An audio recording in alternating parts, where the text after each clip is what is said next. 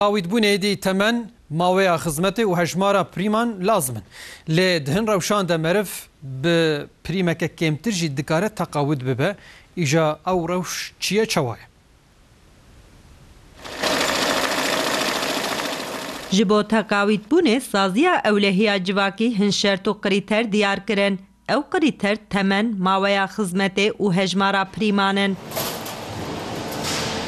SSK Bakur emekli sandığı şart evan her seka ayrıya SSK'da da 5000 hatta 5000 nesut hafta 5 roji lazımdı ki Bakur'da da yaş haddi da 5400 normal emekliye ödeyeceği ne hazar roja yani 25 salat haza emekli sandığı için evci mütebakuriye 5400 hatta ne hazar roj lazıme.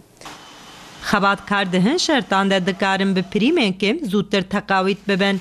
Jiwaniyek jî tijebûna salan e. Ew jî li gorî tarîxa destpêka sîgortayê diguhere. Em jî rabêjin milat tarihi wana bi Tirkiye 08.09.1999 yani ye piştî ketine iş evna jî faydalanmış nabin ye beriyayê faydalanmıştı bin.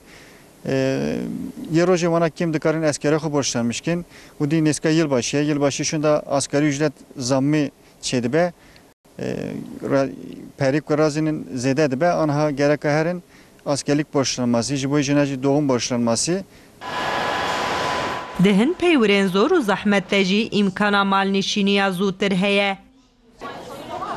Gazeteciya yeraltı çalışanlar em jî radibêjin jiwanara cam fabrikası, civa fabrikası hemû bölüme de hene ku dixebitin salekî re wana re nehwê roj 6 roj zêde pîrim tê razandinê.